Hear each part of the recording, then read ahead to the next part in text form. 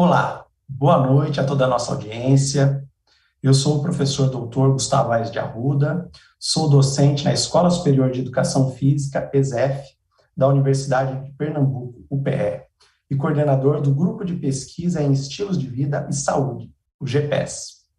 Hoje eu tenho o prazer de receber dois grandes amigos aqui para o nosso diálogo, e o tema será Saúde e Educação, Relações e Ações Possíveis. Peço para que você que está nos assistindo curta esta live no YouTube, compartilhe com aquele amigo que você sabe que tem interesse nessa temática. Temos como palestrantes o professor Dr. Jorge Bezerra e a professora doutora Carla Cristina da Silva. Então, hoje a nossa apresentação iniciará com o professor Dr. Jorge. Ele abordará o tema Educação em Saúde.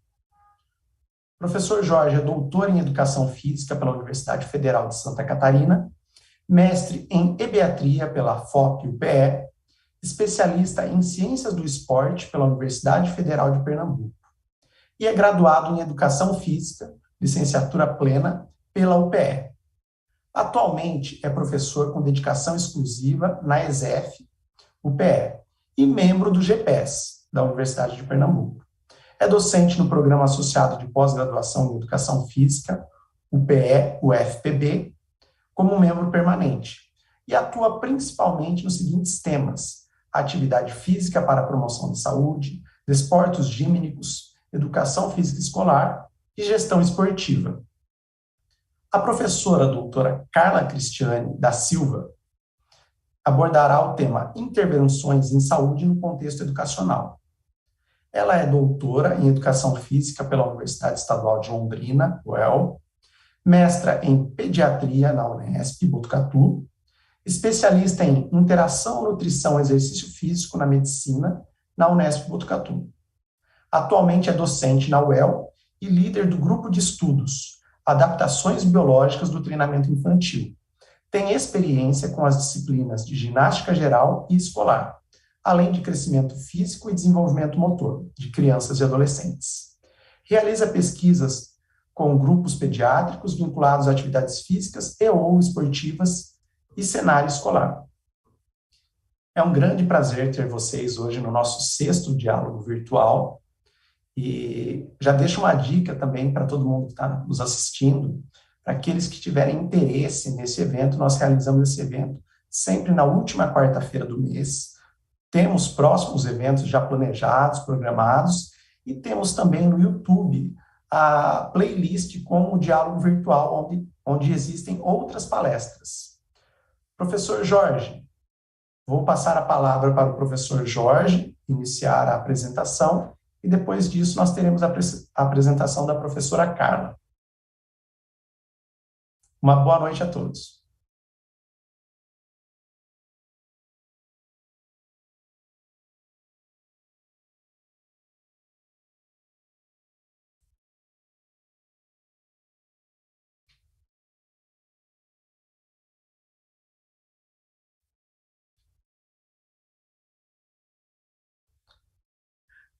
Boa noite.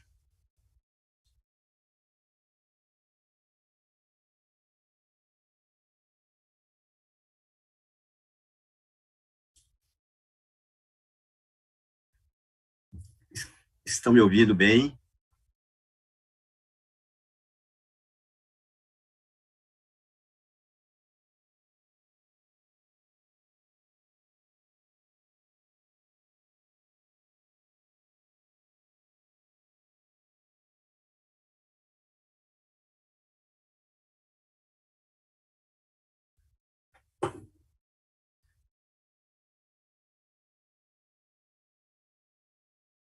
Boa noite a todos. É com muita alegria que participo desse momento, desse diálogo virtual. Gostaria que a retaguarda técnica me informasse de estar já sendo apresentada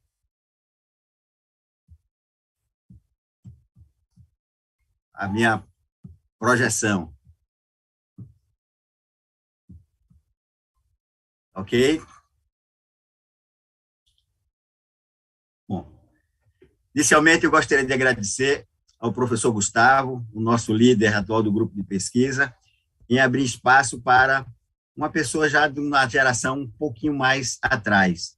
Entretanto, eu fico muito feliz em todos os encontros que eu tenho a oportunidade de participar com essa juventude ativa, eloquente, como estamos aqui com o professor Gustavo e a professora doutora Carla Cristiano, que é um prazer enorme conhecê-la. E para estar aqui, naturalmente, que alguma razão teria de ser. E a principal razão é que nós estamos em um grupo que é um grupo efetivamente de intervenção e atuação de pesquisa na área de atividade física e saúde.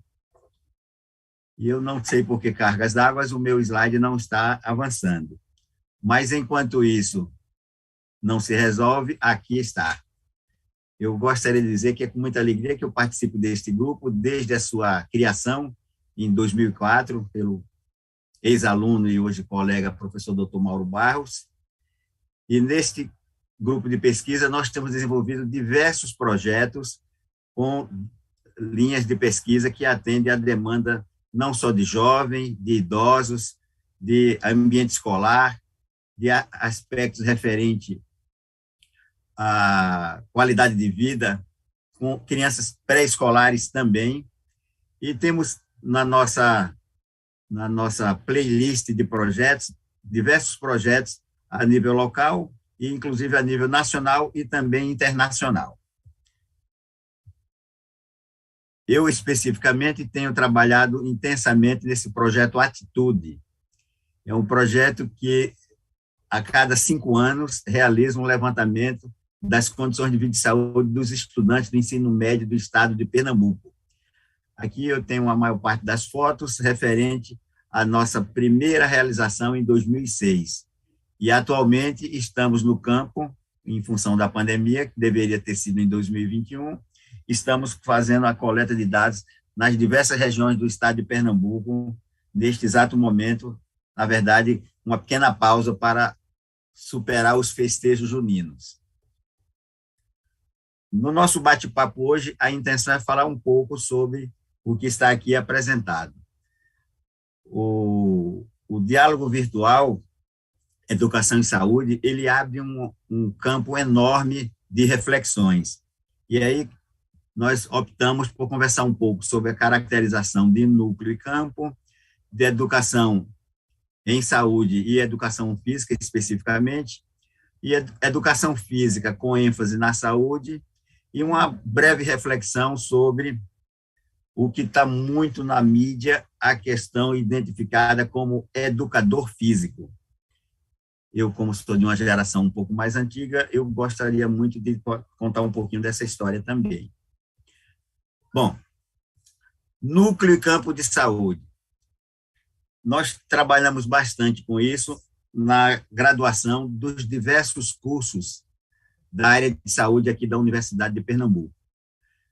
Mais um pouquinho, mais adiante um pouco, eu comento sobre isso. Mas é importante destacar que o campo de intervenção do profissional, e aí no nosso caso, falando da área de saúde, nós sabemos que tem limites imprecisos, onde cada profissão busca em outras apoio para cumprir as suas tarefas teóricas, práticas, e, na verdade, cumprir com a sua missão, que é recuperar, reabilitar o paciente ou evitar que ele adquira diversas enfermidades ou tenha patologias diversas. Dentro dessa perspectiva, podemos dizer que o núcleo é onde se demarca efetivamente a identidade de uma área de intervenção ou de saber de prática profissional. Então, dentro dessa perspectiva, a gente entende que é muito importante que os participantes eles consigam não só absorver, como fazer uma formação que lhes permita refletir sobre a identificação de qual é o seu núcleo e qual é, efetivamente, os limites que o campo de atuação profissional permite esta reflexão.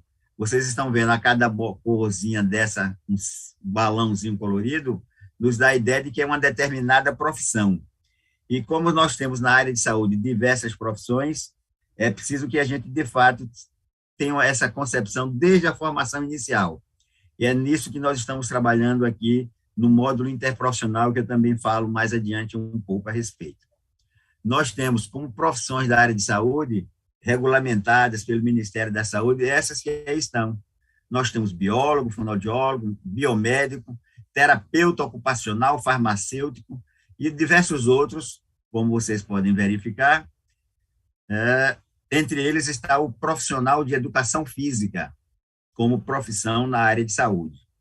Então, é importante que a gente tenha esta perspectiva de refletir com o profissional de educação física, não somente na área de educação, que também está lá presente, mas ele precisa também estar com reflexões avançadas sobre a atuação na área de saúde.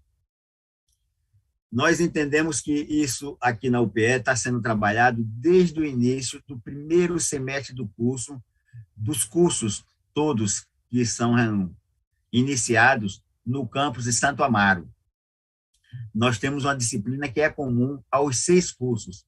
Ela tem esse nome gigantesco que vocês estão vendo aí, Módulo Interprofissional na área de saúde, atenção à saúde na perspectiva do cuidado, integralidade da atenção e trabalho em equipe. É uma disciplina que, claro, é um componente curricular ofertado a todos da área de saúde do campus Santo Amaro, que tem uma carga horária de 72 horas. Para alguns cursos, ela é uma disciplina optativa, mas única oferecida no primeiro semestre, e para outros cursos, ela é disciplina obrigatória, realmente, a partir do primeiro período, do primeiro semestre do curso. Então, como vocês podem ver, é uma disciplina que ela tem um objetivo geral bastante abrangente, porque é promover a formação para o trabalho em equipe colaborativo de estudantes dos diversos cursos da área, ciências biológicas, educação física, enfermagem, medicina, odonto e saúde coletiva. Os participantes, eles são agrupados em uma turma única, que dá em torno de 200 a 240 alunos, e eles são divididos em 5 subgrupos, em 5 grupos, cada grupo de uma cor, com alunos dos diversos cursos. Em todos os cursos terá sempre aluno de medicina, de odonto, de educação física, de enfermagem, de saúde coletiva e de ciências biológicas. Então, isso dá, desde o primeiro período, a percepção dos diversos discentes de qual a importância de eles não só identificarem bem o seu núcleo de intervenção e quais as profissões que os rodeiam para que eles possam intervir no campo da saúde com toda a tranquilidade. É natural que o corpo docente seja constituído por professores das diversas unidades. Então, cada grupo de corpo, ele tem pelo menos 2 tutores que são professores de cada uma das unidades, e tem também os preceptores que recebem os alunos nas unidades básicas de saúde e nas unidades de saúde da família. Os tutores também trabalham com preceptores, de forma que é uma ação integrada. Efetivamente, nós temos uma ação conjunta que nos dá a tranquilidade de dizer que é uma disciplina ofertada com absoluto êxito entre os alunos do primeiro período dos cursos da área de saúde. Nós temos educação permanente, com reuniões de gestão, planejamento e avaliação de todo o processo pedagógico, que são atividades entre os preceptores e tutores de cada turma.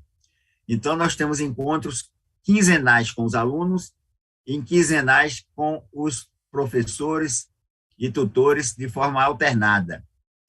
Enquanto os professores estão reunidos entre si, no encontro de educação permanente, os alunos estão no campo fazendo as suas atividades práticas ou visitando os campos de intervenção ou preparando material, apresentações para os encontros subsequentes. Isso é o que nos diz, é uma disciplina que nos dá uma ideia de como é possível trabalhar com educação e saúde, independente do curso de graduação que o aluno esteja fazendo, esteja iniciando. Então, se nós estamos trabalhando com educação em saúde, nós temos uma reflexão a fazer de educação em saúde e educação física. Aí, puxando um pouco a sardinha para a nossa brasa, como nós dissemos no formato popular. Então, a educação ela é um fenômeno social e universal. É uma atividade essencial à existência e ao funcionamento de toda a sociedade, auxiliando os indivíduos no desenvolvimento de suas capacidades e prepará-los para a participação ativa e transformadora na vida pessoal ou profissional. Ao mesmo tempo, podemos dizer que educação em saúde é o elo de saberes e práticas absorvidas ao longo das suas formações e da sua vivência, voltadas para a prevenção de doenças e promoção da saúde, propiciado pelos profissionais de saúde, interferindo dessa forma na vida diária das pessoas e da comunidade. Então, nós podemos dizer que a educação é como se fosse um tema da área da pedagogia. Então, é um campo teórico dos fundamentos e os subsídios das ciências aplicadas à educação. É o campo de estudos da prática educativa, ou, como nós já conhecemos, é o campo da praxis. É tema e objeto de estudos pedagógicos ao mesmo tempo. Então, educação é algo que tem uma dimensão extremamente elevada. Então, nós podemos observar especialmente que a sua essência, a sua substância, encontra-se nos valores de formação humana e social.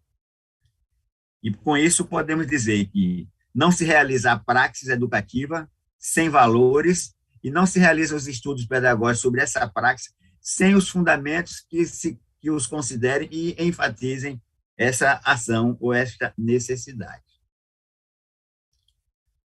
A saúde como tema da educação, ou seja, o outro lado dos dois vocábulos associados entre si, é importante que a gente perceba que a saúde ela é tema de formação humana e social também.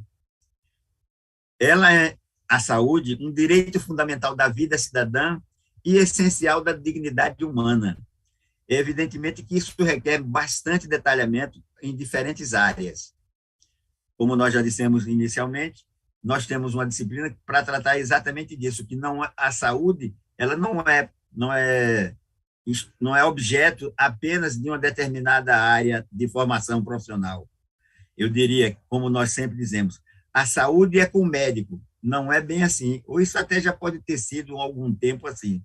Hoje já é bem diferente.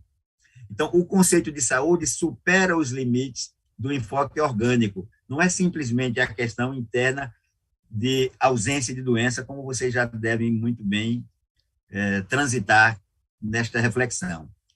Ela requer condições sociais mais amplas, ela requer uma formação de atitudes e hábitos para uma vida saudável. Isso é a saúde como tema da educação. E nós temos, evidentemente, muitas reflexões a fazer sobre isso, mas o nosso tempo aqui não é um tempo vasto. A gente vai conversando, vai trocando algumas ideias e refletindo um pouco sobre essa possibilidade. Então, nós temos, trazendo para um conceito atual de saúde, nós temos o contínuo de saúde, onde a situação ideal é nenhuma doença presente. Mas esse nenhuma doença presente, a gente entende que é algo que nem sempre está visível, está à mão para a identificação. Então, a gente precisa ter consciência de que a questão de conceituação de saúde depende do impacto de aspectos sociais, políticos, culturais e ambientais sobre ela.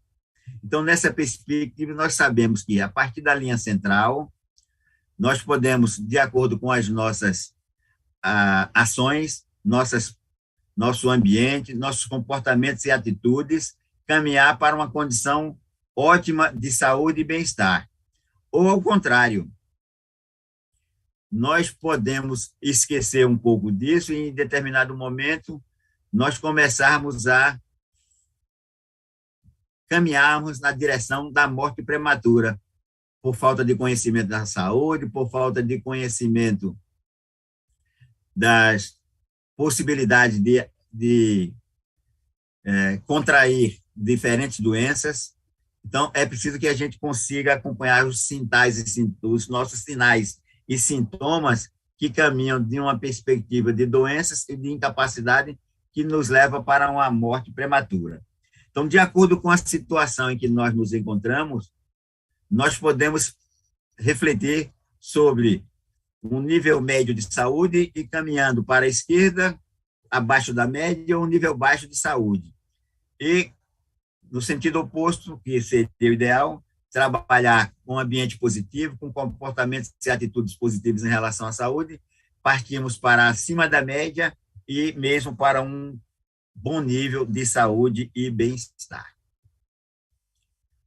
Agora, essa visão, olhando para o lado bem mais específico da área de educação física, do campo da educação física ou do núcleo da educação física, que é uma discussão que precisa ser trabalhada intensamente, porque hoje nós temos a educação física facilmente identificada como pelo menos dois núcleos de intervenção. Então, se nós temos dois núcleos, nós já podemos refletir sobre um determinado campo de atuação ou campo de intervenção. Então, numa perspectiva de saúde positiva, nós podemos dizer que os aspectos físicos, sociais, culturais, mental e espiritual nos levam a condutas de risco. E isso é algo que precisa ser discutido intensamente, qual seria a atividade física suficiente, como é que estaria a nossa dieta adequada ou inadequada, nosso relacionamento interpessoal, sexualidade, anticoncepção, direção perigosa, ou seja, tudo isso é elemento que deve ser trabalhado na educação física, numa perspectiva da educação. É fazer a criança, o jovem, o adolescente, se afastar dessas dificuldades para, no futuro, a vida adulta, ter uma perspectiva de melhor qualidade de vida. Com relação ao outro lado da moeda, que é a educação física, numa perspectiva da saúde, diretamente, não simplesmente, ou não vamos dizer simplesmente, numa exclusividade de educação, nós podemos pensar que os fatores de riscos, como excesso de peso, dislipidemias, tabagismo, pressão arterial alterada, limitações cardiovasculares, distúrbios psicológicos, gravidez precoce e diversos outros fatores, eles caracterizam o caminho para as coronopatias, diabetes, obesidade, câncer, osteoporose, ou seja, encaminham o indivíduo para a doença. Então, este profissional que trabalha com educação física numa perspectiva com ênfase na saúde é o profissional que tem maiores possibilidades de evitar a saúde negativa, uma vez que ela não esteja controlada. Se o profissional, professor de educação física, tem uma perspectiva, uma ênfase da saúde, enquanto criança e adolescente intervir na área de educação, nós podemos dizer que tende a ter uma perspectiva de longevidade muito maior. Mas, se isto não estiver acontecendo, o profissional da área da educação física na área da saúde, que não seja da educação, ele poderá naturalmente intervir para tentar melhorar a condição de vida dos seus clientes, usuários, ou a nomenclatura que pretendam utilizar. Bom, que educação física,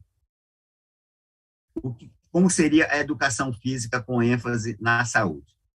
Aí temos uma reflexão que eu achei assim fantástica do professor D'Artagnan Pinto Guedes, numa palestra que ele apresentou, isso no início da pandemia, lá por 2020. E diversas reflexões foram apresentadas e eu colhi algumas delas para colocar aqui para vocês. O que devemos estudar na universidade para sermos um profissional de educação física? independente ou com a separação de licenciatura e o bacharelado. O que deveríamos ensinar aos nossos alunos na escola e aos usuários nossos dos demais espaços de atuação do profissional de educação física. Porque uma questão simples de se identificar é que o professor de educação física escolar está lá com seus alunos na escola, mas o profissional de educação física não licenciado, ele tem diversos outros campos de atuação. Então, o que é que ele está fazendo com esses alunos, clientes, nos demais espaços de atuação?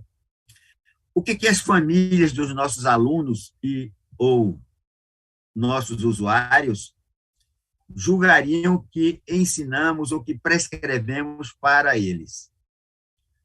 O que os nossos colegas, professores ou profissionais de outras áreas de atuação, que não da educação física, pensariam sobre o nosso trabalho na escola e fora dela?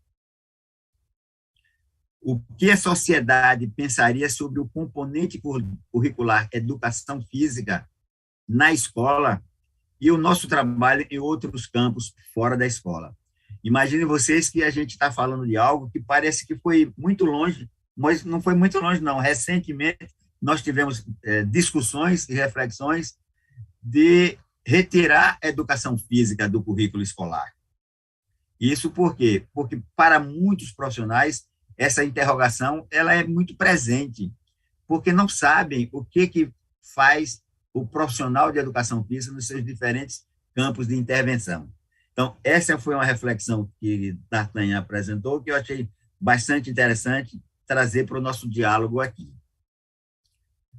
Porque nós sabemos que o próprio termo educação física é uma expressão polissêmica, ou seja, é possível muitas formas de identificar ou de caracterizar o que a gente chama de educação física. Assim, comporta concepções distintas, interpretações distintas.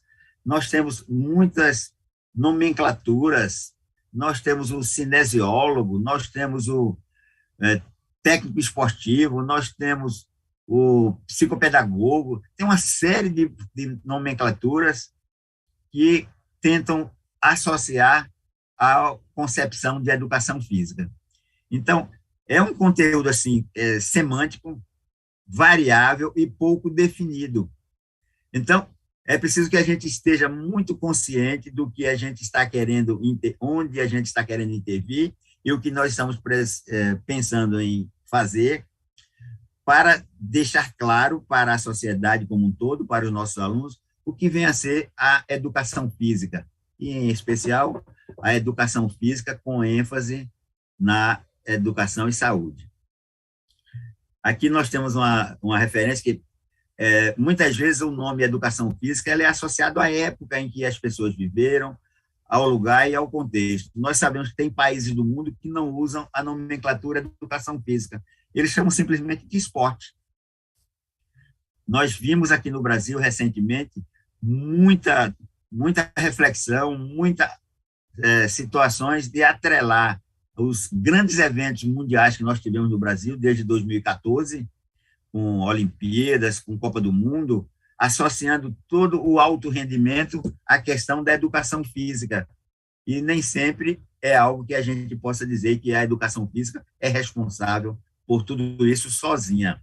Claro que ela tem a sua parcela em diferentes aspectos. Então, nós podemos dizer, de uma forma assim, um pouco mais simplificada, e evidentemente que a professora Carla vai explorar isso com mais propriedade, a educação física como componente curricular. Porque a nossa BNCC, recentemente, podemos dizer assim, ela coloca como entendido por disciplina ou matéria de ensino e aprendizagem com conteúdos e competências específicas. Ou seja, não ficou muito claro, não deixou uma especificidade direta para nós chegarmos a dizer, bom, isto é a nossa educação física escolar.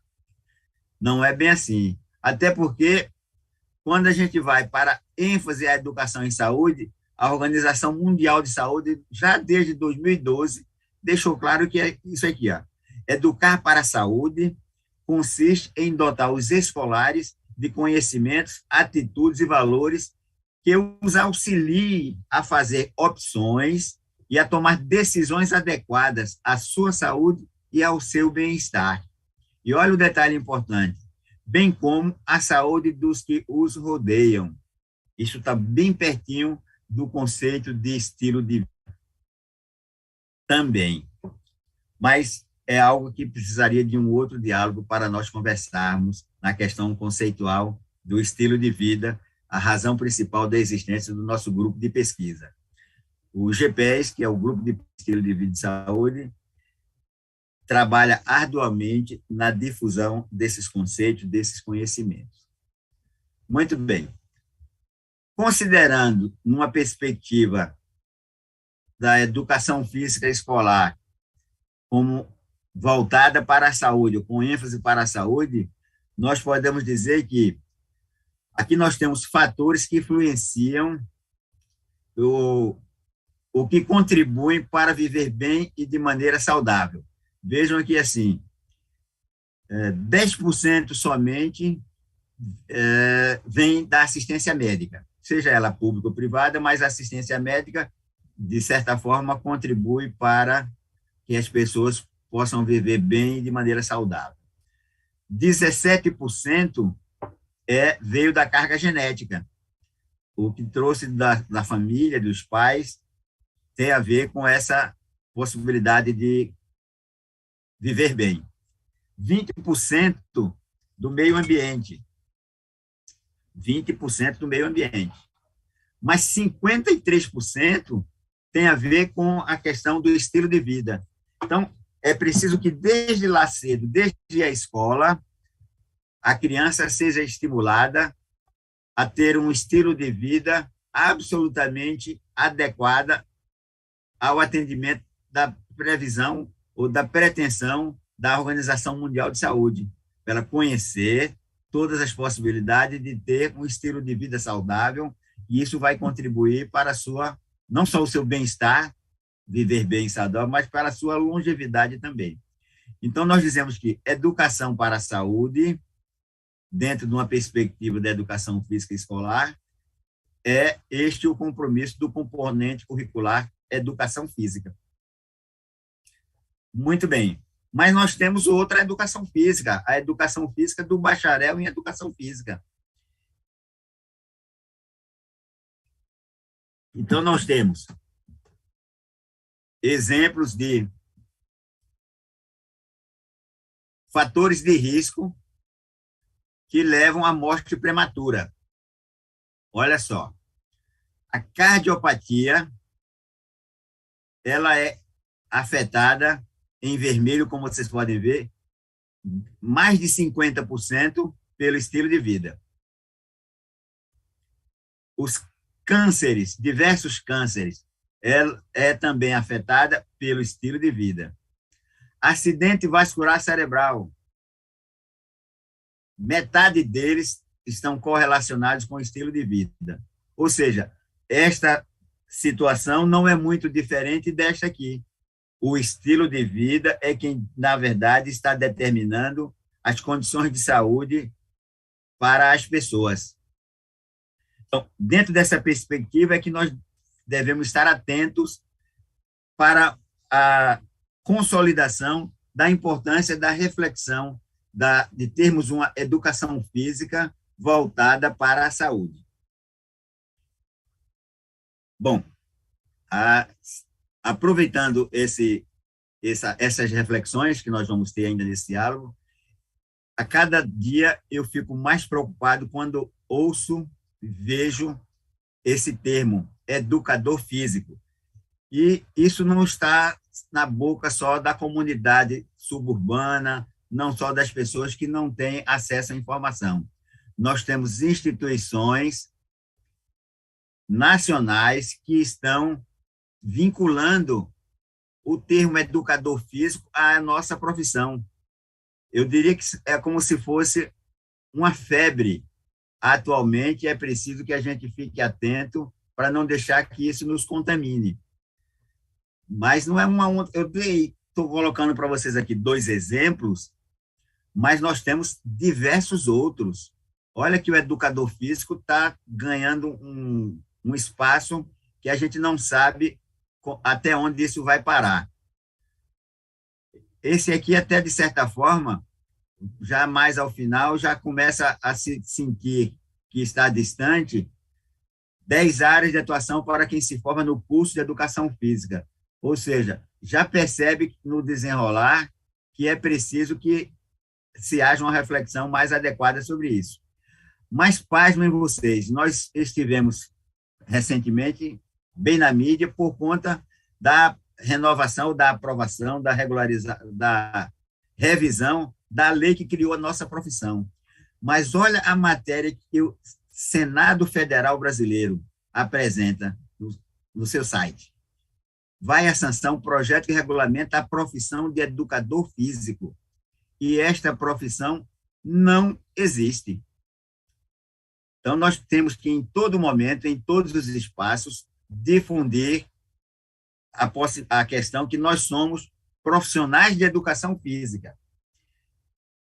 Inúmera legislação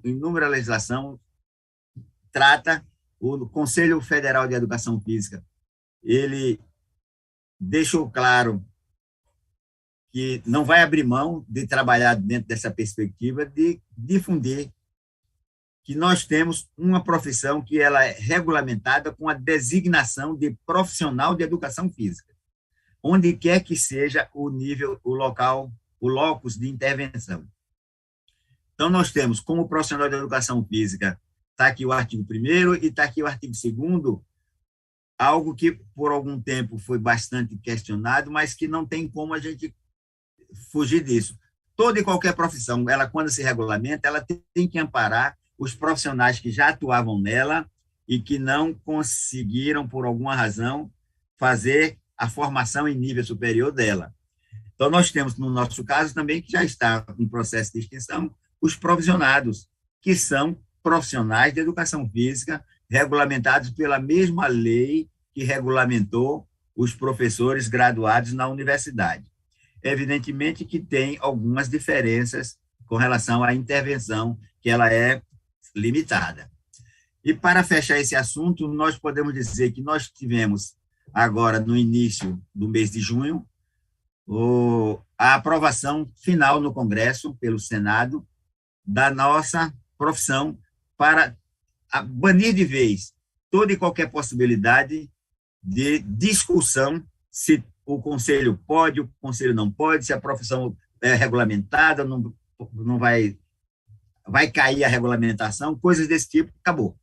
Então, nós tivemos, desde o dia 7 de julho de 2021, entrou no Congresso, a Câmara enviou para o Senado a apreciação, e agora, dia 3, se não me engano, dia 3 foi aprovada no Senado, do formatozinho que veio da Câmara, sem nenhuma alteração, e então ela foi para a sanção presidencial, que tem até amanhã para sancionar a lei de regulamentação da nossa profissão. Então, não existe educador físico. O que existe é profissional de educação física. Então, nós já temos uma regulamentação a nível de Ministério da Saúde, que, inclusive, encampa também o profissional licenciado. E nós tivemos, recentemente, a portaria que incluiu o profissional de educação física como profissional com 13, 14 procedimentos que eles podem atuar junto ao Sistema Único de Saúde, o que dá ao profissional de educação física da área não escolar a possibilidade de interagir amplamente na atenção básica à saúde. Então, apesar de comum, o termo não existe. Então, nós somos profissional de educação física, podendo o profissional que atua em escolas também ser chamado de professor de educação física, que é a terminologia mais comum, mais usual. Mas, independente dele ser considerado bacharel, licenciado, profissional, professor, ele será sempre um profissional que vai atuar na área da educação e da saúde. Claro, evidentemente, guardando as suas especificidades. Bom, o profissional de educação física está cada vez mais necessário para a mudança de hábitos da sociedade. Então, o rótulo que diz aí acima, somos essenciais, não é essenciais enquanto pessoa. A profissão, o profissional de educação física, sem dúvida, é essencial. A pandemia da Covid-19 evidenciou que a prática da atividade física para a saúde está amplamente sedimentada, com evidências benéficas nos sistemas cardiovascular, metabólico, imunológico, bem como para a saúde mental, com maior controle do estresse, ansiedade e depressão. Isso está amplamente sedimentado na literatura da área. Então, nós estamos trabalhando dentro de uma perspectiva ideal. Vamos sonhar com este mundo que nós estamos vendo aí.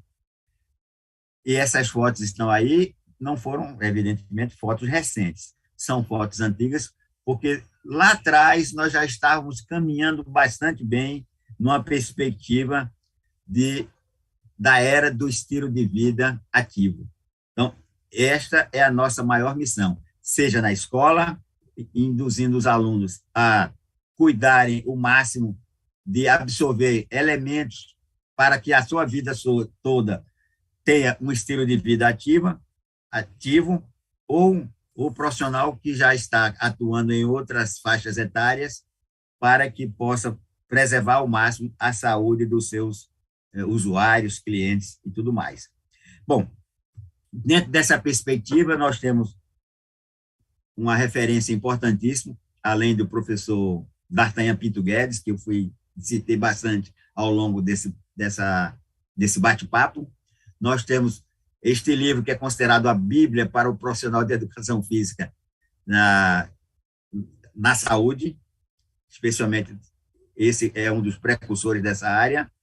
Nós temos aqui uma publicação do Ministério da Saúde com elementos bastante importantes para quem pretende atuar na atenção primária à saúde, mostrando como pode desenvolver a educação em saúde também fora da escola. Nós temos, acho que mais ou menos um ano e pouco, o Guia de Atividade Física para a População Brasileira, disponibilizado gratuitamente, com todas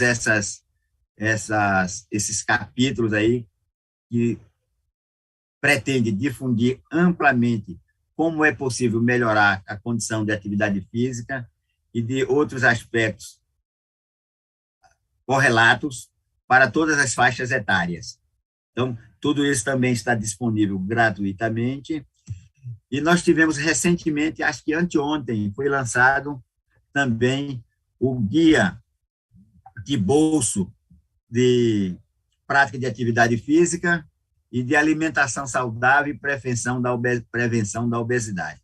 Tem o Guia de Bolso e tem o caderno temático do programa Saúde na Escola. Ou seja, tem bastante material hoje que pode subsidiar os profissionais de educação física na escola a trabalhar com educação e saúde na escola, com uma educação física voltada para a promoção da saúde. Bom, estando aproximando do final, eu gostaria de colocar à disposição os meus contatos, dizendo que o Ministério da Saúde adverte: atitude não se compra e saúde não se vende. Atividade física gera benefício e nunca sai de moda. Convide aquela pessoa que faz tempo que você não vê. Convida ela para dar uma voltinha contigo. Eu já estou fazendo a minha parte. Não fico mais parado. Tá? Então, estou à disposição para, em seguida, trocarmos algumas ideias a respeito do que nós estamos aqui conversando. Uma boa noite a todos. Muito obrigado.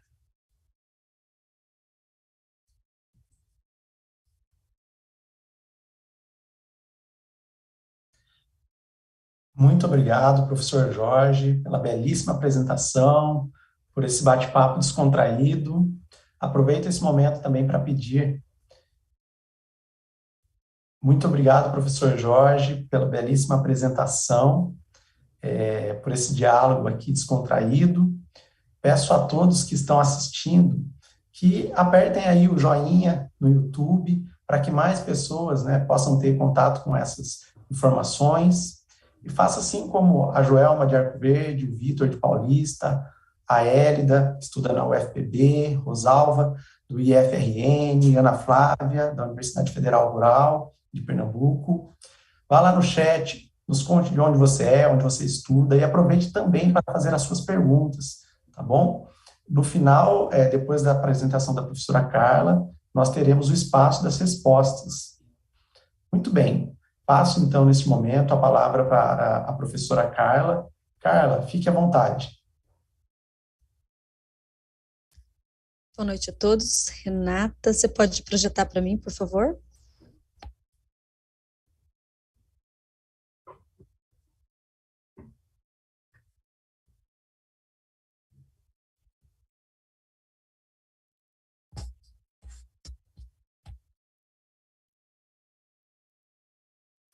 Bom, de início eu quero agradecer imensamente ao convite do professor Gustavo. Gustavo é um colega de longa data, fizemos doutorado no mesmo programa. É um prazer estar aqui com vocês. Professor Jorge, né, encantada com sua fala, e também um prazer muito grande ouvi-lo e poder dividir esse diálogo virtual contigo. Eu estou vinculada atualmente à Universidade Estadual de Londrina, aproximadamente há um ano, e é lá que o meu grupo de estudos recomeça depois de uma temporada no Norte Pioneiro. Renata, por favor. Grande parte da fala do professor Jorge vai ser compartilhada comigo. Aqui a gente vai tratar do assunto muito mais relacionado com o conteúdo biológico, os desfechos biológicos do exercício, do bem-estar, da saúde física, estão muito atrelados ao meu grupo de estudos há alguns anos já. Opa, perdão, Renata, se volta.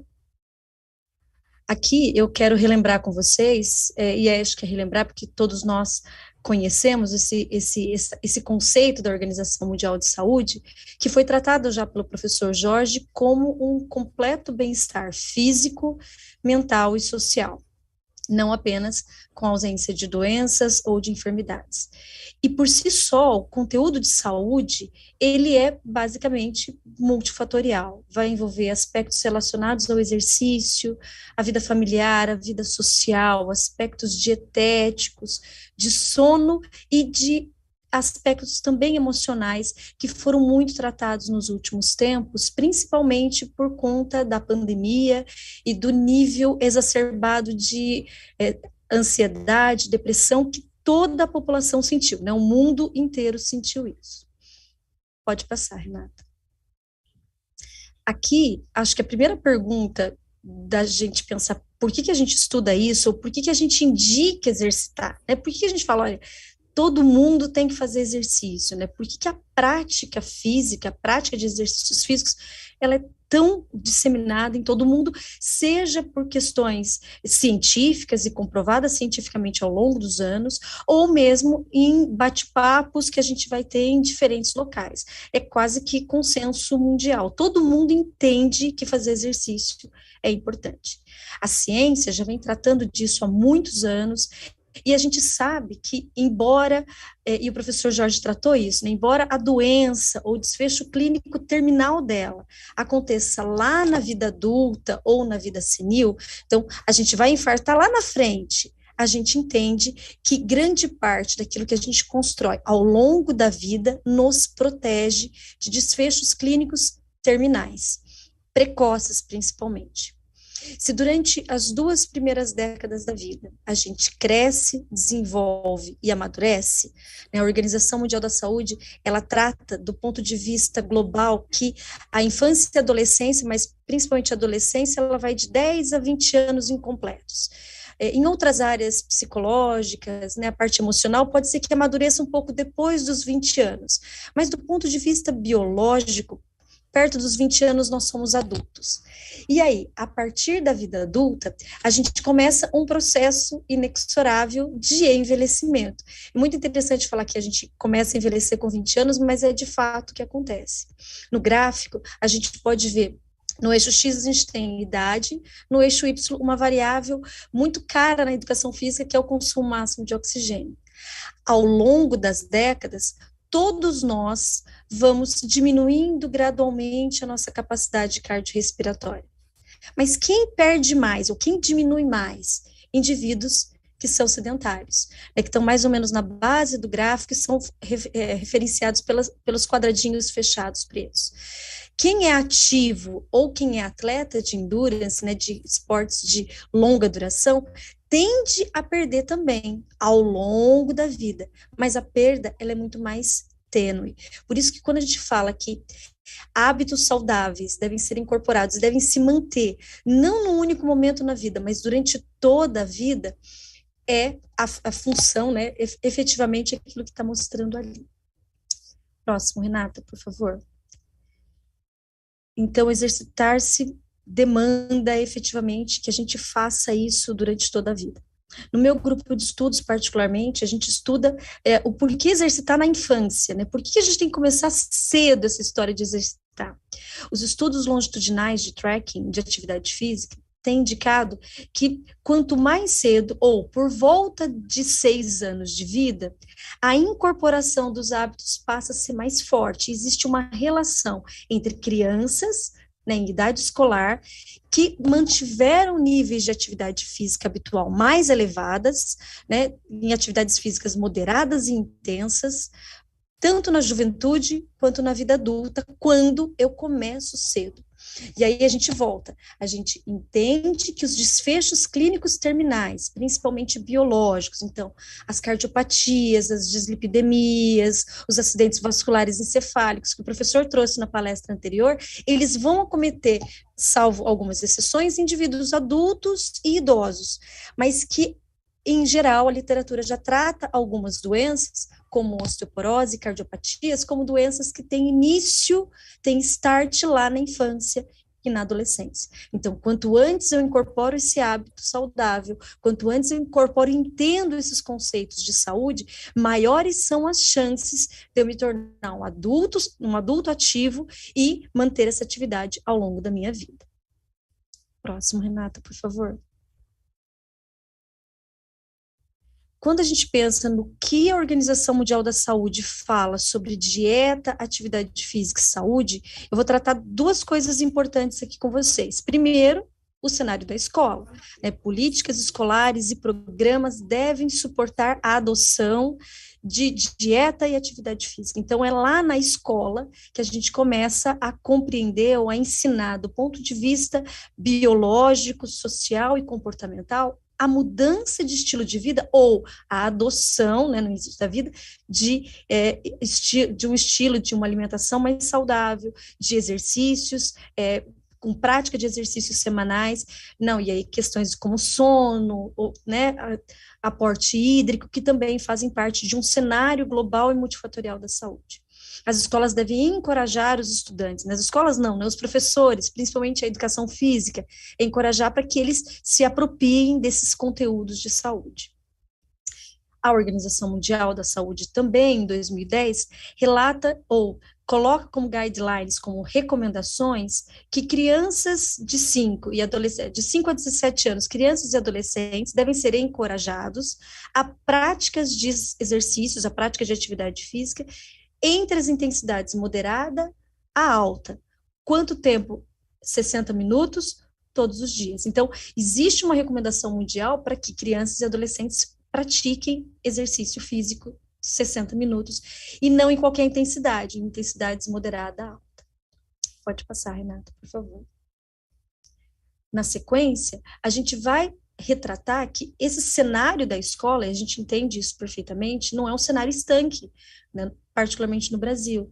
A gente tem um país de dimensões continentais e temos diferentes escolas, a escola rural, a escola indígena, a escola do centro, a escola da periferia, a escola da comunidade. Então, nós temos diferentes cenários, mas o que rege as recomendações, sejam elas da Organização Mundial da Saúde ou do Plano Nacional de Educação, estão relacionadas com a garantia de aspectos de saúde ou de educação para a saúde para todas as crianças e todos os adolescentes. O próximo, Renata, por favor. Aqui a gente tem a Base Nacional Comum Curricular, particularmente da educação física. As nossas unidades temáticas, né, os alunos que fazem parte do curso de licenciatura estão carecas de saber, brincadeiras de jogos, esporte, ginástica, dança, lutas e práticas corporais de aventura. E aonde que entra a saúde, então? Renata, o próximo. A saúde, dentro da própria BNCC, ela, né, dentro das competências gerais da Base Nacional Comum Curricular, que rege, né, toda a educação básica, lá no 8º objetivo eles colocam conhecer-se, apreciar-se e cuidar de sua saúde física e emocional, compreendendo a diversidade humana, reconhecendo suas emoções e as dos outros, com autocrítica e capacidade para lidar com eles. Durante todo o documento da BNCC, eu entendo que a saúde ele é um conteúdo estrelado, ela é um conteúdo como se fosse uma linha, uma coluna dorsal do documento, que claro não vai estar só e exclusivamente na área da educação física, mas sim muito citada na área seja a fase fundamental 1, 2 e o ensino médio, mas também em outras áreas, como bem colocou o professor Jorge. Existem outros profissionais que também são profissionais de saúde, como biólogo, então está dentro das questões científicas, dentro das questões biológicas. Mas a gente tem que lembrar sempre, voltar naquele primeiro conceito de que a saúde não é só o componente biológico, mas é um componente social, mental, emocional, que envolve todos os aspectos do indivíduo, né? Multifacetado dentro da nossa complexidade de humanos. Próximo, Renata, por favor. Aqui os atores, né, crianças e adolescentes,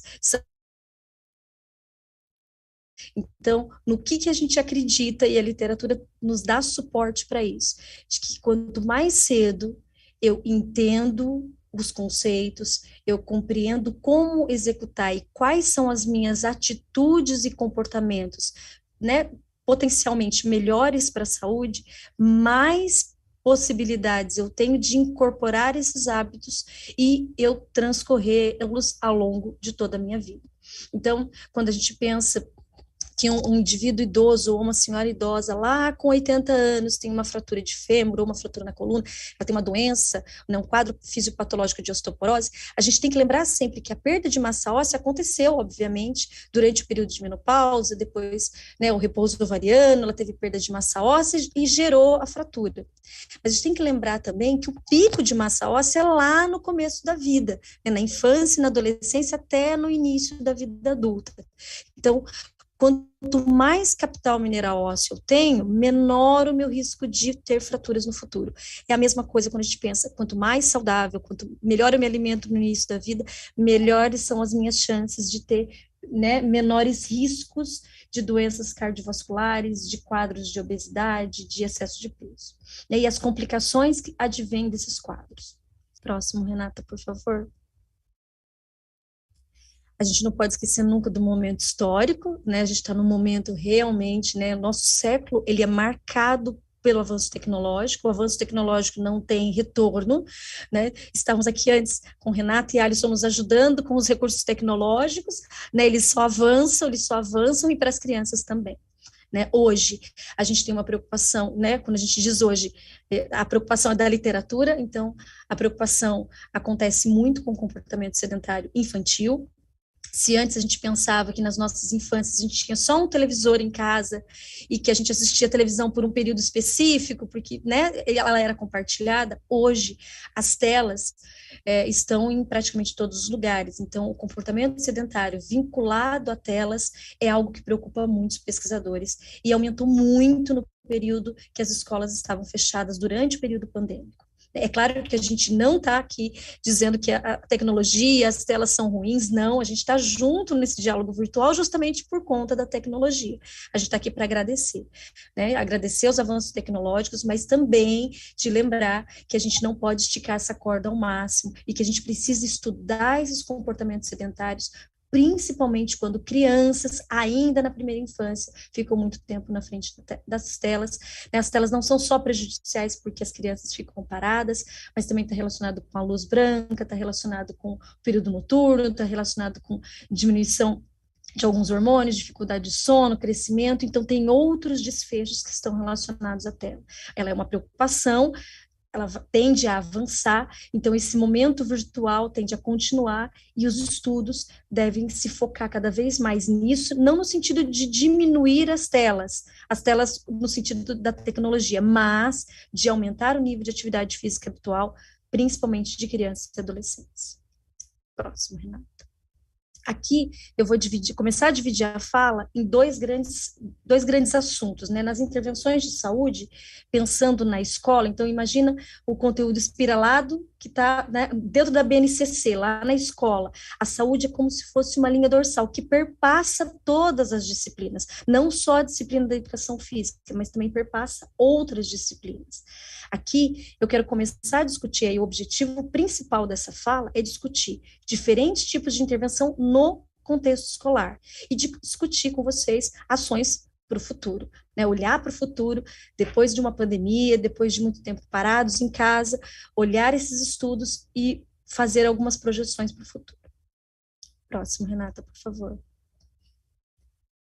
Então, eu tenho intervenções dentro do contexto da aula de educação física e dentro de outros espaços da escola, né? É muito comum os pesquisadores na área da educação física se preocuparem com a aula de educação física escolar, isso é legítimo, inclusive, mas existem outros espaços na escola que têm levado outros pesquisadores de outras áreas, inclusive, a terem um olhar também com a criança em movimento. Próximo, Renata.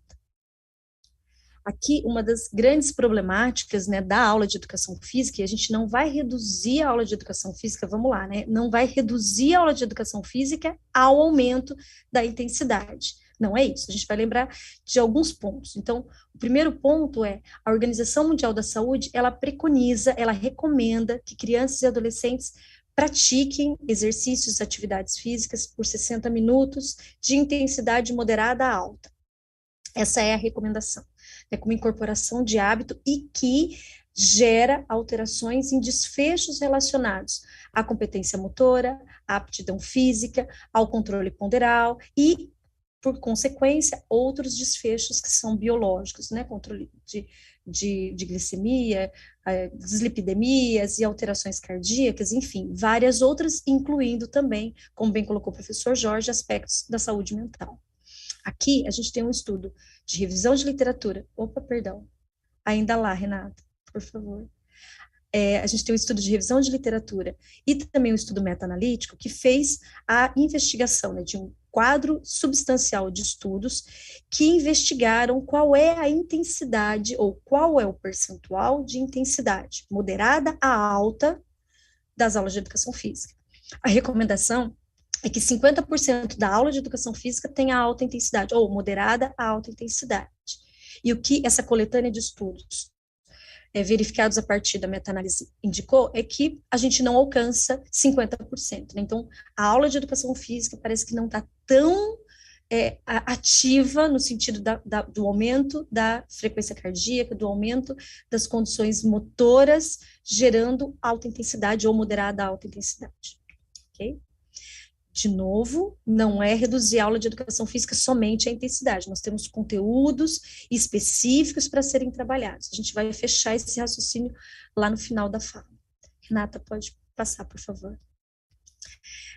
Pensando nessas estratégias, né, dentro e fora da aula de educação física, os estudos não só do meu grupo, mas de outros grupos, né, o after school, após a aula, as atividades no contraturno, já demonstraram que são muito eficientes, tanto para desfechos de competência motora, então eu melhoro aspectos da competência motora, como melhoro aspectos também da aptidão física, da composição corporal, eu melhoro as condições de saúde, particularmente os desfechos biológicos de saúde relacionados às atividades no contraturno ou depois da escola. É claro que sempre que a gente está fazendo alguma coisa no contraturno, a gente vai comparar com as aulas de educação física, que no slide anterior a gente viu que não tem uma intensidade tão alta. Então, parece meio óbvio, estratégias adicionais às aulas de educação física tendem a ter sucesso. Funciona muito bem em escolas, por exemplo, que são escolas de tempo integral, onde foi feito o nosso último trabalho no contraturno. A gente tem uma escola de período integral, existem atividades propostas no contraturno de cultura, de atividades né, de entretenimento, de jogos, de pintura, e a gente incluía também as atividades extra educação física. E aí, claro, a gente tinha, nosso grupo de estudo e grupos de estudos do mundo inteiro tem resultados positivos nesse cenário. Próximo, Renata. As estratégias nas aulas de educação física também têm aumentado, né? Então, essa coisa que incomoda um pouquinho as aulas de educação física não serem tão ativas, né? Alguns pesquisadores compararam as aulas de educação física com o recreio, e determinadas faixas etárias o recreio é bem ativo, né? Quando você tira principalmente os celulares, os dispositivos eletrônicos, o recreio fica bem ativo. Parece que o recreio dirigido, né, por professores, ele também é bem ativo. O recreio ou espaços na escola onde eu tenho materiais esportivos como arco, bola, né, a gente acaba tendo crianças procurando mais esses objetos esportivos e se exercitando mais. Mas nas aulas de educação física, existe uma preocupação de aumentar a intensidade. Aqui a gente tem 2 estudos de Tabata, né? Treinamento, que vem do treinamento de alta intensidade, mas feitos dentro da escola, né? Feito dentro da aula de educação física. O primeiro estudo é de 2020, ele foi feito provavelmente antes da pandemia, e ele mostra resultados positivos, né, tanto na composição corporal de indivíduos obesos, como indivíduos com peso normal, na capacidade aeróbica e anaeróbica também. Então, se eu incluo períodos curtos de alta intensidade na aula de educação física, eu tenho uma melhora dos desfechos de saúde. Embaixo, outro grupo de pesquisadores fez o Tabata em atividades remotas, síncronas. Então, os adolescentes entravam né, no online e faziam atividade junto com o professor. Também foi muito eficiente durante a pandemia. Então, tanto online quanto presencial, a gente vê que se eu pegar uma estratégia, principalmente uma estratégia de alta intensidade, e inserir na aula, eu vou ter uma melhora substancial, né, provavelmente do volume de intensidade total, né, do percentual de intensidade total durante a aula, e isso repercutindo de forma significativa nos desfechos de saúde de crianças e adolescentes. Próximo, Renata, por favor. Aqui a gente tem o HIIT, né, aqui é um estudo de protocolo, a gente tem um estudo muito parecido com esse, inclusive de 16 semanas, com um dos meus alunos de mestrado, a inclusão de alta intensidade na aula de educação física, que é um protocolo de estudos, mas a gente já começa a imaginar o que é que vai acontecer. Então, eu tenho aula de educação física clássica e eu tenho aula de educação física com um adicional dentro da aula de exercícios de alta intensidade. Então, a gente começa a mapear, ou a literatura tem mapeado aí estratégias dentro da aula para aumentar a intensidade, com o olhar na composição corporal, no controle de peso e nos aspectos principalmente de aptidão física. Próximo, Renata, por favor. Aqui, não menos importante, a gente tem uma outra rotina, que é uma rotina de condicionamento do core, então é só no aquecimento, então esses pesquisadores, eles trabalharam só no aquecimento durante 6 semanas, um período de 5 a 10 minutos, mudando o aquecimento para melhorar capacidade de movimento, equilíbrio e aptidão física.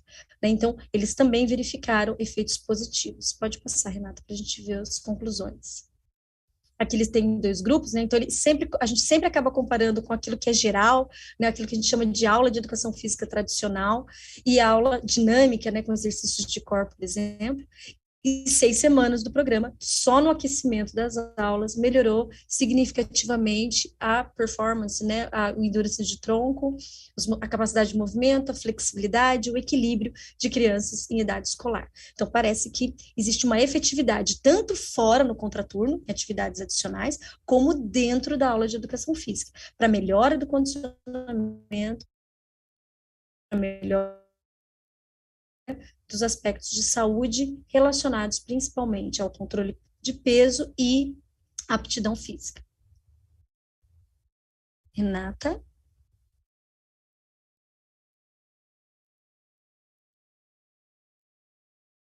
Maravilha. O desafio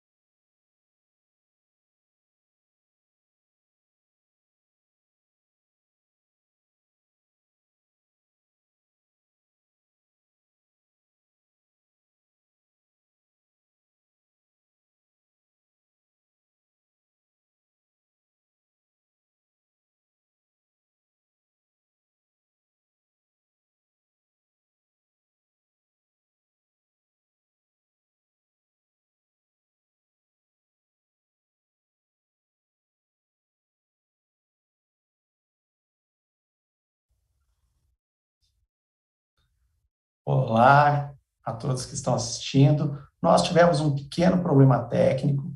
Peço a vocês que aproveitem esse pequeno intervalo para fazerem algumas coisas.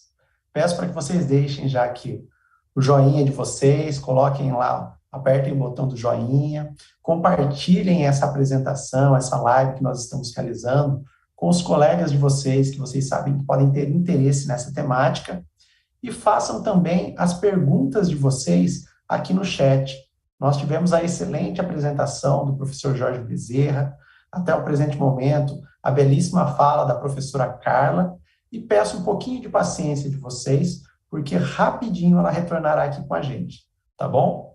Por enquanto vai entrar a tela de descanso, mas nós voltaremos em breve.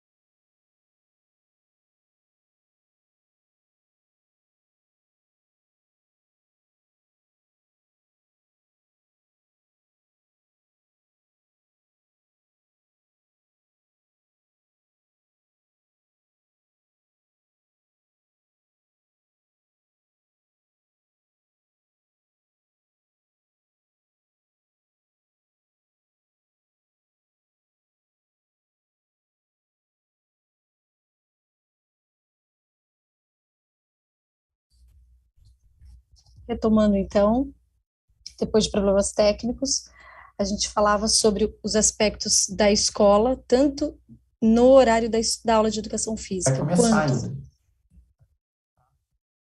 Gustavo? Alisson. Obrigada. Retomando, a gente falava sobre os aspectos do aumento da intensidade das aulas de educação física, tanto no cenário da aula, quanto no cenário do contraturno. E uma das coisas que mais nos intrigava, particularmente no grupo, é que depois de algumas semanas de treinamento, de qualquer tipo de intervenção, a gente ia para a escola, fazia intervenção de 8, 10, 12 semanas, 16 semanas, e quando depois de um tempo a gente retornava, a gente percebia que aqueles efeitos que a gente tinha alcançado durante o processo de intervenção, sejam eles na aula de educação física, seja ele no contraturno, eles tinham se perdido. Né? Exercício não é vacina, a gente precisa fazer exercício de forma constante, não é uma dose só, não é 10 semanas só, então o grande desafio hoje para o meu grupo de estudos é pensarmos em programas escolares que envolvam a aula de educação física, programas escolares que pensem nos desfechos de saúde, mas que envolvam a aula de educação física dentro dos conteúdos propostos pela BNCC, que envolvam outros professores, né, preocupados com outros cenários também da escola, né, que envolvam aspectos, talvez, com parcerias na alimentação e também parcerias com o ambiente dentro da sala de aula.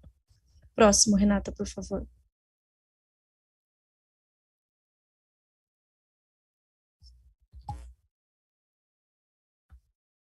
Renata, próximo, por favor.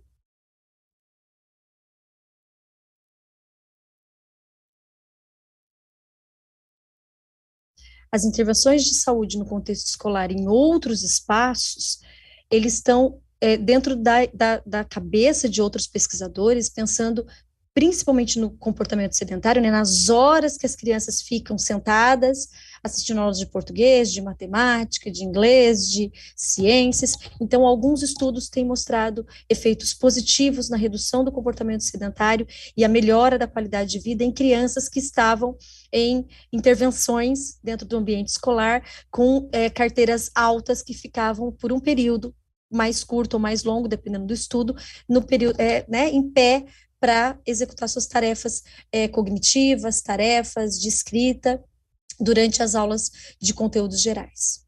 Próximo, Renata, por favor. Outros pesquisadores estudaram e estão estudando ainda breaks, né, períodos curtos de exercício dentro da sala de aula. Então, na aula de português, um break de 5, 10 minutos de atividade para reduzir o tempo de comportamento sedentário, mas também focados na função executiva para o trabalho de matemática e a relação dose-resposta do tempo do break com o desempenho também cognitivo. Então, outros profissionais, pedagogos, professores de outras disciplinas pensando em espaços de exercício dentro das suas salas para ter desfechos positivos, inclusive com a função executiva em áreas como matemática. Próximo, por favor, Renata. Aqui, né, de novo, os breaks, né, atividade curtinha de 5 a 10 minutos dentro de uma sala de aula, aumentando a atenção seletiva de crianças de 10 e 11 anos. Então, a gente sabe que pausas, né, longos períodos de trabalho cognitivo merecem pausas de tempos em tempos, mas quando essas pausas são ativas, eu potencializo não só a atenção como a função executiva, como a redução do comportamento sedentário. Então, a composição de uma equipe escolar pensando em desfechos relacionados, sejam eles cognitivos ou para a saúde, tendem a ter notoriedade nos próximos anos, provavelmente, nas áreas de pesquisa. Próximo, Renata, por favor. Por isso, a gente vai seguindo para o final, e aí os grandes desafios, esse é o slide que eu uso muito com os meus alunos, é a gente pensar intervenções nas aulas de educação física que não sejam só estocásticas, né, mas que sejam lúdico-recreativas e que contemplem os conteúdos, jogos e brincadeiras, esportes, ginásticas, danças e práticas de aventura. Esses são os nossos conteúdos. A saúde espirala todos eles, então eu trago esse conteúdo de saúde sempre que eu posso trazê-lo, né? Mas eu posso trazê-lo em diferentes momentos da escolarização.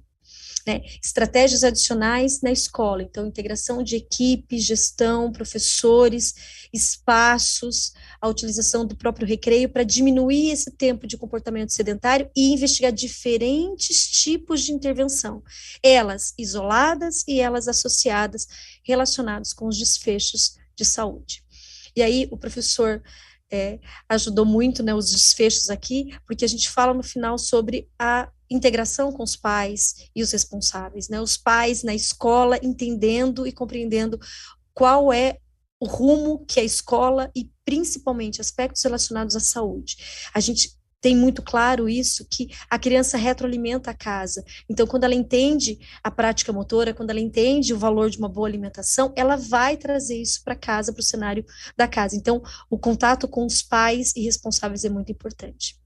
Por fim, a gente tem que seguir as políticas públicas relacionadas à nossa área de professores e profissionais de educação física e temos que ficar atentos, né? Eu lembro de uma fala do professor Ferdinando, nosso colega também, que falou, olha, eu estou brigando agora, eu comecei a brigar, eu quero mais aula de educação física, eu quero mais tempo com as crianças, eu quero mais tempo, e acho que a gente tem que se embrenhar nesse cenário também político, de políticas públicas, para não só, como o professor Jorge colocou, né, colocarmos os limites da nossa área que nós entendemos, mas também contribuir de forma significativa para que todas as crianças, em todos os cenários, crianças e adolescentes possam ter o conteúdo, possam ter uma educação na saúde que seja efetiva e que diminua a longo prazo os desfechos clínicos terminais, as doenças e a morte precoce.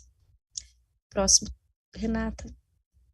Eu fico à disposição de vocês. Muito obrigada pela atenção. Um abraço a todos.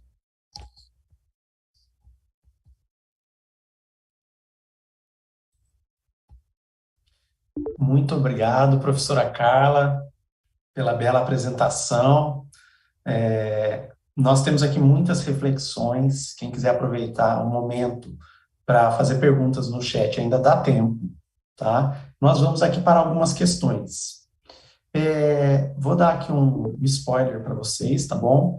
Agradeço a presença do professor Herbert Ludovic, da UFMG, e já digo para vocês que num próximo diálogo virtual, não exatamente agora, eu não lembro a data, mas ele estará conosco, tá bom? Então, já deixo a pergunta dele aqui, olha.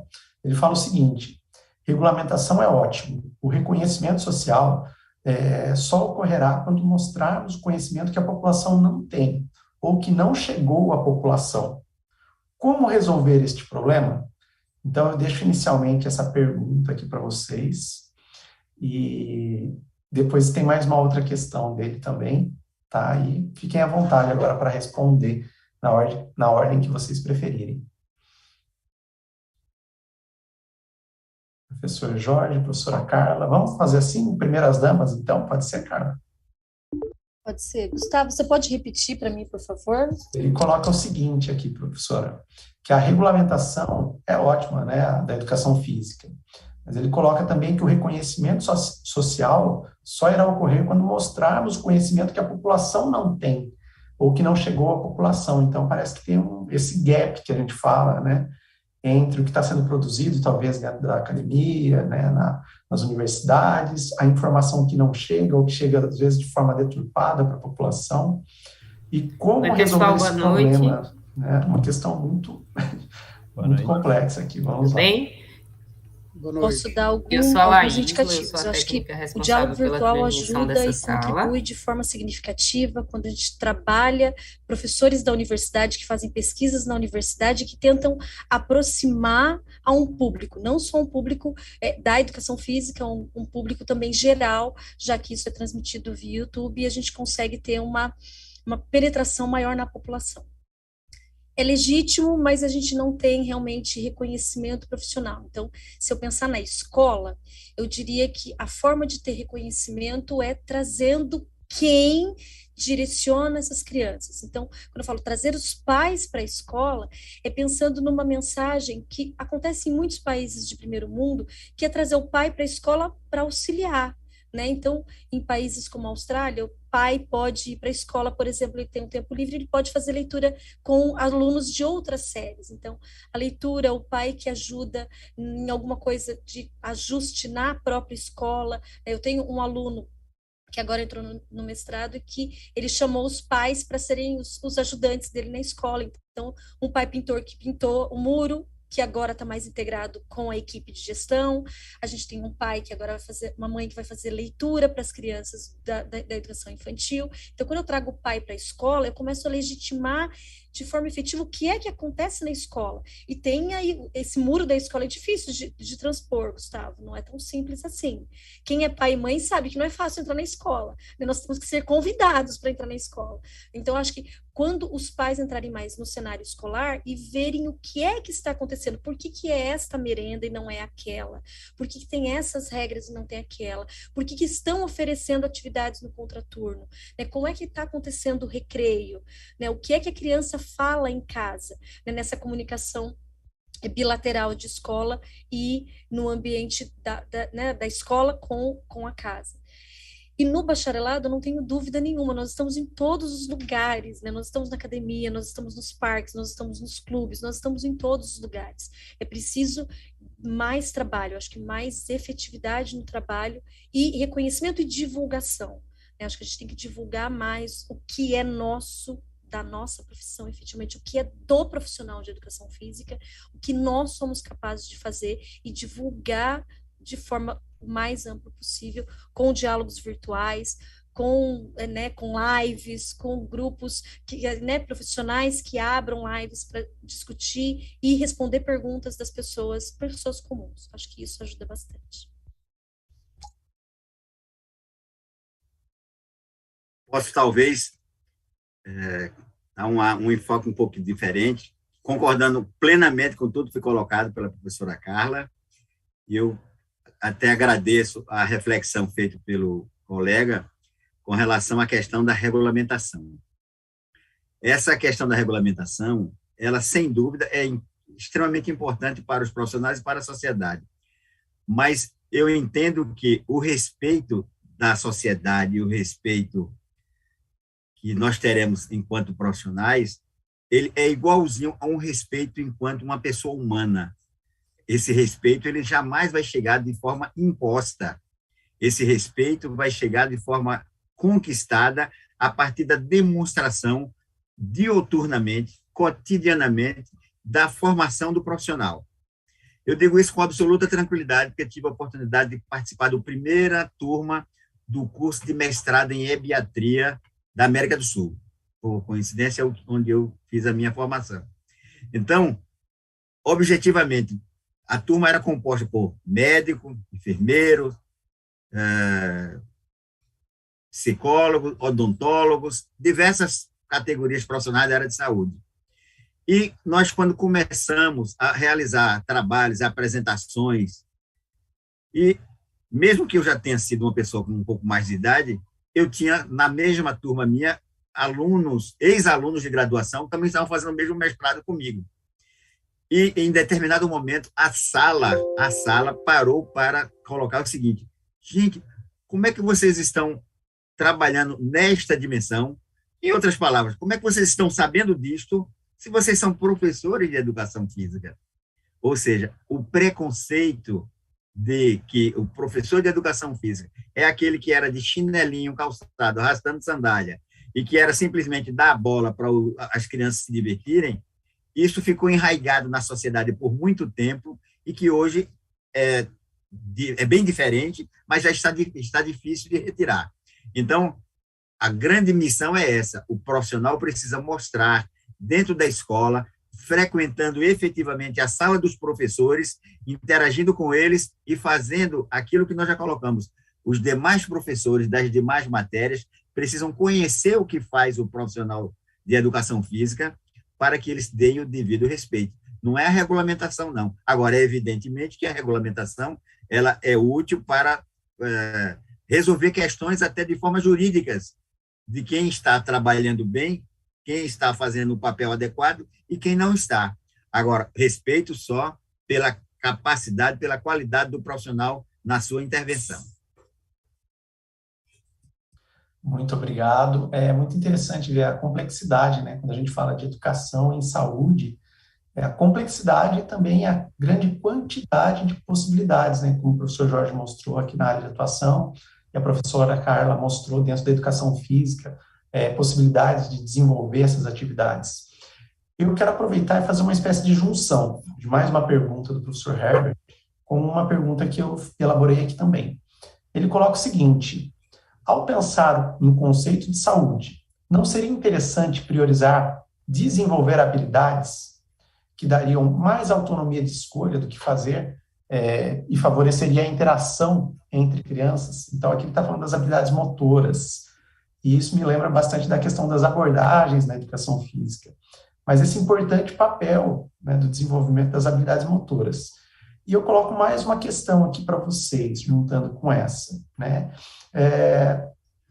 Na opinião de vocês, existe resistência entre professores universitários, aqueles da educação física escolar, quanto ao conteúdo saúde na escola? Então, aqui eu junto essa pergunta da resistência com essa possibilidade que ele indica aqui, o caminho do desenvolvimento das habilidades motoras. Primeiras damas, Carla, fique à vontade, se quiser. Eu posso começar? Eu estou com a garganta coçando aqui. Está aí já coçando, professor? Gustavo, quando a gente pensa em desfechos para a área da saúde, já está muito claro que aspectos da competência motora estão muito atrelados a aspectos da aptidão física. Então, toda vez que a gente fala de melhora na competência motora, né, nas habilidades, na coordenação, no equilíbrio, na velocidade, enfim, todas elas vão potencialmente aumentar o engajamento das crianças nas mais diversas áreas dos conteúdos. Então, se eu tenho mais equilíbrio, se eu tenho mais força, se eu tenho mais flexibilidade, se eu tenho mais coordenação, se eu tenho mais habilidade manual, com bola-mão, bola-pé, provavelmente eu vou gostar de fazer esporte. né? Se eu tenho ritmo, eu vou gostar da dança. Então, todas as habilidades motoras, do ponto de vista geral, elas meio que elas se misturam com as avaliações que a gente tem de aptidão. É claro que uma é de processo e a outra é de produto. A gente está mais acostumado a ver os desfechos de saúde relacionados ao produto aptidão física, mas não é raro na literatura a gente encontrar desfechos também da competência motora se relacionando de forma efetiva com desfechos de saúde. Tá? Então, tanto competência motora quanto aptidão física, elas estão ali bem casadinhas hoje em dia, principalmente na literatura. Os nossos estudos no meu grupo, eles trafegam entre as duas, né? Trafegam e está relacionado mesmo se a gente tem condição de levar todo o material para a escola ou não, quanto tempo a gente vai demorar com a avaliação, enfim. Mas elas estão sempre, a gente chama em overlap, né? Então, sempre uma sobreposta à outra, praticamente. Com relação à resistência, eu não tenho dúvida disso, né? Existe uma resistência dos professores mais talvez não mais antigos, mas mais catedráticos, com diferentes linhas de conhecimento, e acha que saúde, né, de forma efetiva, é componente cardiorrespiratório só, e aí tem medo disso. Então, parece que as áreas não se conversam muito bem.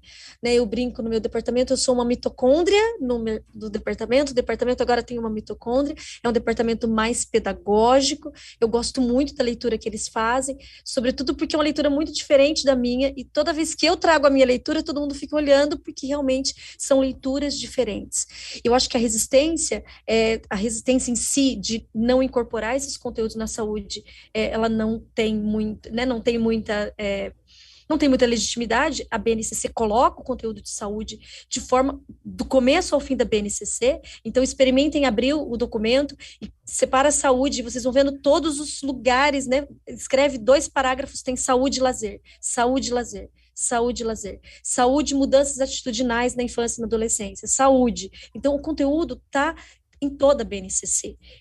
Grande parte dele na educação física, né? Às vezes a gente compartilha um pouco com a ciência, mas grande parte na educação física. Então, não resistir é bobagem nesse caso, porque ele está lá, ele está bem visto, a gente precisa trabalhar esses conteúdos de forma, claro, não esquecendo aquilo que a BNCC trata como os conteúdos, como as temáticas principais.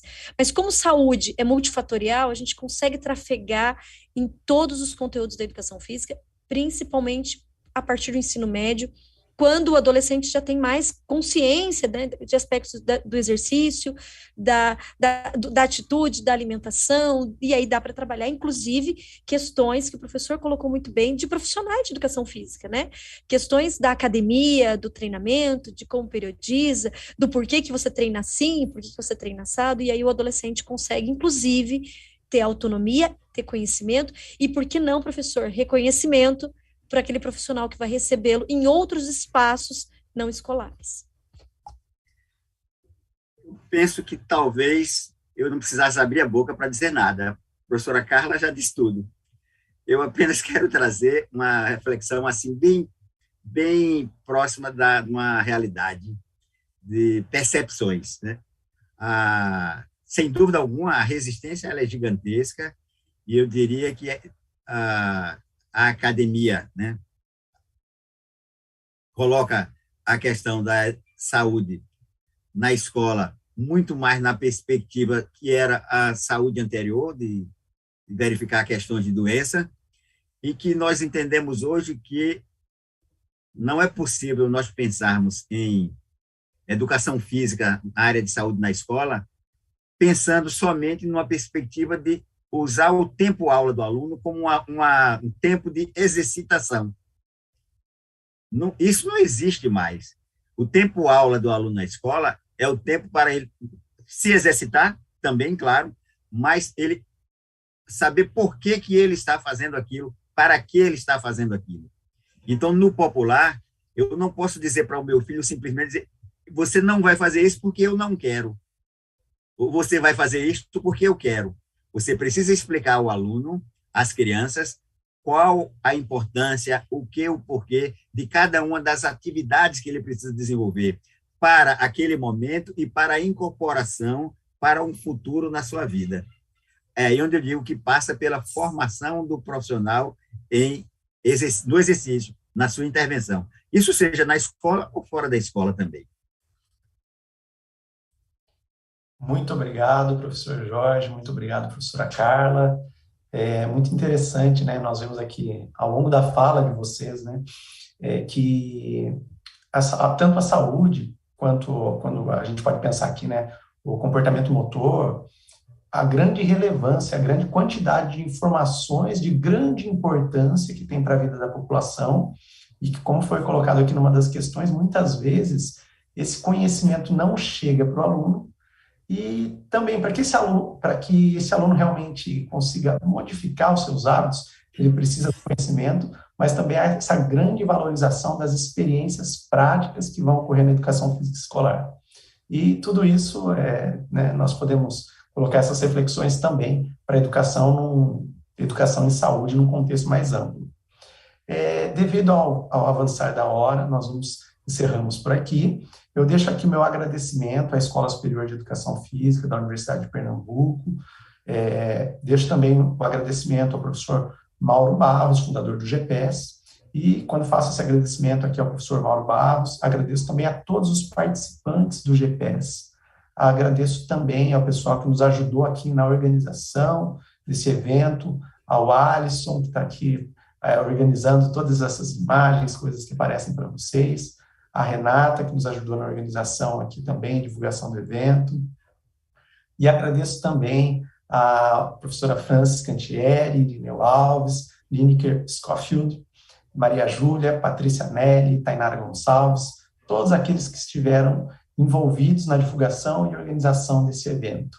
Deixo aquele último recadinho para vocês. Aproveitem esse debate que a gente teve aqui hoje sobre educação e saúde e compartilhem esse link com as pessoas que você sabe que podem ter interesse, aquelas pessoas que você percebe que precisam conhecer sobre educação e saúde, que querem mudar os hábitos de vida. E convido vocês para o próximo evento que ocorrerá na próxima quarta-feira, a última quarta-feira do mês que vem, tá certo? Muito obrigado a todos. Deixo aqui uma fala de despedida para o professor Jorge e também para a professora Carla, para vocês poderem se despedir. Neste caso, eu vou fazer primeiro, a dama vai fazer o grande fechamento. Muito obrigado mesmo, foi uma satisfação enorme estar aqui participando, e cada vez que eu, como eu digo, participo com eventos com profissionais jovens, ativos, dinâmicos, eu rejuvenesço mais um pouquinho. Então, muito obrigado, Gustavo, pela sua atuação, professora Carla, prazer enorme conhecê-la, e obrigado a todos que tornaram possível a realização desse 6º evento, Diálogo Virtual do GPES. Maravilha, professor Jorge. É um prazer imenso te conhecer. Vou aí do Nordeste conhecer você ao vivo. Eu acho que é melhor. Eu acho que Porto de Galinhas é um bom destino para se conhecer. Agradeço muito a Renata e o Alisson que nos ajudaram. Renata, especialmente, muito obrigada por ajuda. O Gustavo, né? O Gustavo sempre brilhante. Muito obrigada pelo convite. Muito sucesso para o grupo de estudos de vocês, para as pesquisas. Obrigada a todos os internautas que estiveram conosco, fazendo perguntas, e que esse vídeo possa ser, né, compartilhado por muitos e que a gente possa alcançar, né, além das barreiras da escola, da universidade, para compartilhar conhecimento científico para todo mundo que quiser, né, e puder assistir. Um abraço a todos e boa noite. Boa noite, professora. Deixo também um convite para vocês. Nós teremos o CIPS em Recife, aqui em Pernambuco. Então, fiquem atentos aos próximos diálogos, porque nós vamos colocar mais informações sobre isso para vocês. Uma boa noite a todos.